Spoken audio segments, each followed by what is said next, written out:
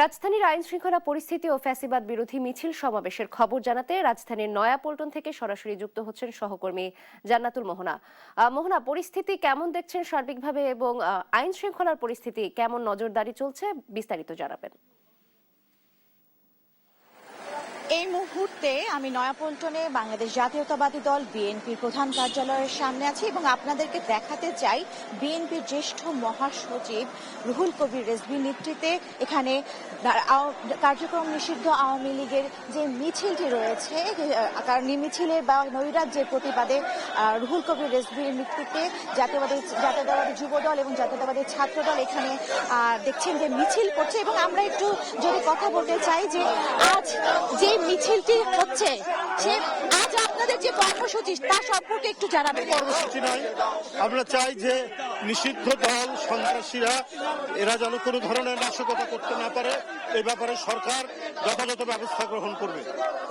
শুনছিলেন যে যে ধরনের নাশকতা কিংবা যে ধরনের নৈরাজ্যের কথা তারা বলছেন, যেন কোনো প্রকার নৈরাজ্য না হয়ে যেন দেশে শান্তি শৃঙ্খলা বজায় থাকে, সেজন্যই কিন্তু তারা এই প্রতিবাদ মিছিলটি করছে। এবং আপনারা জানেন যে সারা দেশেই আজকের এই যে নিষিদ্ধ ঘোষিত রাজনৈতিক দল আওয়ামী লীগের যেই যেন কোনো প্রকার কর্মসূচি কিংবা কোনো প্রকার নাশকতা সৃষ্টি করতে না পারে এবং জনগণের যানবাহনের যেন নিরাপত্তা বজায় থাকে, সে কারণে কিন্তু আইন শৃঙ্খলা রক্ষাকারী বাহিনী সর্বোচ্চ সতর্ক অবস্থানে আছে। এবং আপনারা জানেন যে স্বরাষ্ট্র মন্ত্রণালয় থেকে সেনাবাহিনীকেও চিঠি মোতায়েন করা হয়েছে। সেখান থেকে ঢাকা, চট্টগ্রাম ও গাজীপুর মহানগর, নারায়ণগঞ্জ, গোপালগঞ্জ ও ফরিদপুর জেলার যে শান্তি শৃঙ্খলা রক্ষা এবং জননিরাপত্তা নিশ্চিত করতে এবং জনগণের জানমালের সুরক্ষায় 9 দিনের জন্য প্রয়োজনীয় সংখ্যক সেনা মোতায়েনের অনুরোধও করা হয়েছে। এবং আপনাদেরকে জানাতে চাই যে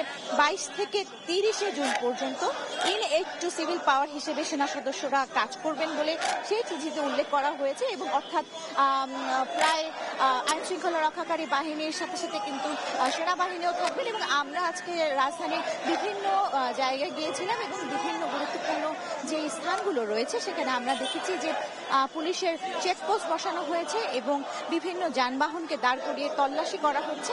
অর্থাৎ বলা যায় যে পুরো রাজধানীকে কিন্তু নিরাপত্তার চাদরে ঢেকে দেওয়ার একটি প্রয়াস করছে আইন শৃঙ্খলা রক্ষাকারী বাহিনী। এখন পর্যন্ত আমরা কোনো প্রকারের কোনো ঝটিকা মিছিল কিংবা কোনো প্রকারের নাশকতার খবর পাইনি। আমরা সকাল থেকেই দেখছি যে পুরো রাজধানী জুড়ে যেই আইন শৃঙ্খলা রক্ষাকারী বাহিনীর তৎপরতা রয়েছে, সেই তৎপরতায় কিন্তু কোনো প্রকার নাশকতার খবর এখনো পর্যন্ত পাওয়া যায়নি। এবং আপনারা দেখছেন যে আজ সকাল থেকেই কিন্তু বিএনপির নয়াপল্টনের যে প্রধান কার্যালয় রয়েছে সেই কার্যালয়ের সামনে সেখানকার যারা নেতাকর্মীরা রয়েছেন, অর্থাৎ যুব দলের নেতাকর্মীরা, ছাত্র দলের নেতাকর্মীরা যারা রয়েছেন, তারা অবস্থান গ্রহণ করেন। এবং বেলা 8:30টার কিছু পরে, অর্থাৎ বলা যায় যে তারপর থেকে আমরা দেখেছি যে নেতাকর্মীরা জড়ো হওয়া শুরু করেন। এবং কিছুক্ষণ আগেই রুহুল কবির রিজভীর নেতৃত্বে আমরা দেখেছি যে এই মিছিলটি শুরু হয় এবং মিছিলটি কাকরাইল মোড় থেকে আবার ঘুরে কিন্তু এই পর্যায়ে এসে শেষ হয়েছে। এবং